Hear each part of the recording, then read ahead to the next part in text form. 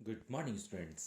प्यारे बच्चों, आज हम चैप्टर शंकु परिच्छेद में आपको परवलय से संबंधित एक्सरसाइज 11.2 स्टार्ट कर रहे हैं। परवलय के बारे में आपको पहले से ही बताया जा चुका है, जिसमें आपको 4 प्रकार के परवलय बताए थे और चारों प्रकार की अलग अलग स्थिति के बारे में आपको समझाया गया था। और उसके कुछ बिंदु थे, जैसे शीर्ष, नाभि, नियता का समीकरण, परवलय का अक्ष है, परवलय का समीकरण। इन सब बातों में हमने पहले से ही आपको कल बता दिया था। आज हम उन्हीं पर आधारित एक्सरसाइज 11.2 के क्वेश्चन शुरू कर रहे हैं। और प्यारे बच्चों, क्वेश्चन नंबर 1 से क्वेश्चन नंबर 6 तक हमें यही काम करना है। नाभि के निर्देशांक निकालने हैं, परवलय का अक्ष निकालना है, नियता का समीकरण निकालना है, नाभि लंब की लंबाई निकालनी है। क्वेश्चन नंबर 1 से लेके 6 तक हमें इन बातों को निकालना है, ज्ञात करना है। तो देखिए, मैंने क्वेश्चन नंबर 1 लिया है और जैसे हम क्वेश्चन नंबर 1 कर रहे हैं, आगे के 5 क्वेश्चन भी हम बिल्कुल ऐसे ही करेंगे। इसलिए आगे के जो 5 क्वेश्चन हैं वो आप स्वयं करेंगे। तो देखिए, क्वेश्चन नंबर 1 दिया गया है, हमें एक समीकरण दे दी गई है वाई स्क्वायर बराबर 12x। ये परवलय का समीकरण दे दिया गया है हमें, वाई स्क्वायर बराबर 12x।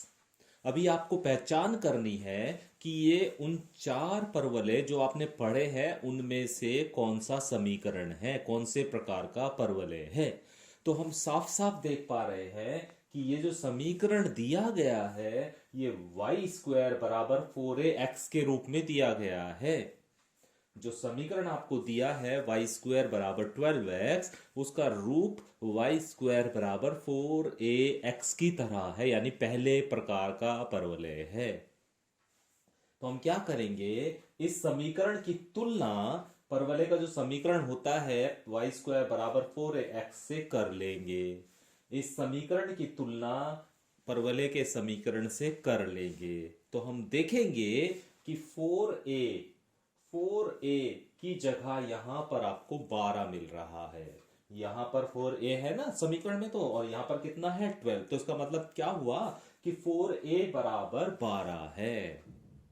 तो यहां से a का मान आपने निकाला, जो कि आपको मिला 3। और प्यारे बच्चों, जब परवलय का समीकरण ये होता है वाई स्क्वायर 4ax, तब नाभि के निर्देशांक होते हैं a और 0। ये बातें आपको बताई गई थी। तो नाभि के निर्देशांक होते हैं a और 0।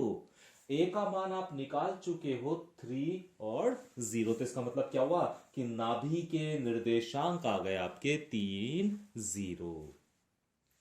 परवलय का अक्ष, जब इस प्रकार का परवलय है, पहले प्रकार का परवलय है, तो इसका अक्ष बताया था आपको एक्स अक्ष होता है। और जब एक्स अक्ष होता है तो इसका मतलब क्या हुआ कि y का मान 0 होता है। ठीक है। तीसरी बात, नियता का समीकरण। जब परवलय का समीकरण ये था तो नियता का समीकरण होता है x प्लस ए बराबर 0। x प्लस ए बराबर 0। a की जगह a का मान रख दीजिए, तो x प्लस 3 बराबर 0। तो नियता का समीकरण हो गया x प्लस 3 बराबर 0। अभी हमें नाभिलंब की लंबाई निकालनी है और हम जानते हैं कि नाभिलंब की लंबाई होती है 4a। चारों प्रकार के परवलय में नाभिलंब की लंबाई में कोई परिवर्तन नहीं होता है। तो नाभिलंब की लंबाई हो गई 4a, और 4a की वैल्यू कितनी है, 12 है।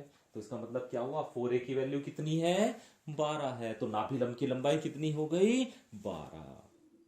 तो इस प्रकार प्यारे बच्चों, हमने नाभि के निर्देशांक ज्ञात कर लिए, परवलय का अक्ष हमने ज्ञात कर लिया, नियता का समीकरण हमने ज्ञात कर लिया, और नाभि लंब की लंबाई हमने ज्ञात कर ली। ठीक है। तो इस प्रकार आप आगे के जो 5 क्वेश्चन हैं, यानी 2 से लेके 6 तक, उन क्वेश्चन को बिल्कुल इसी तरह से आपको करना है जैसे आपको ये क्वेश्चन समझाया गया है।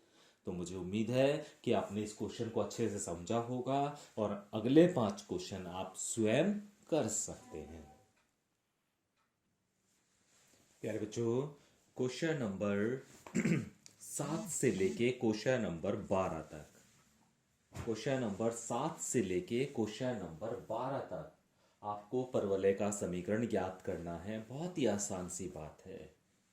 क्वेश्चन नंबर 7 से लेके क्वेश्चन नंबर 12 तक आपको परवलय का समीकरण ज्ञात करना है।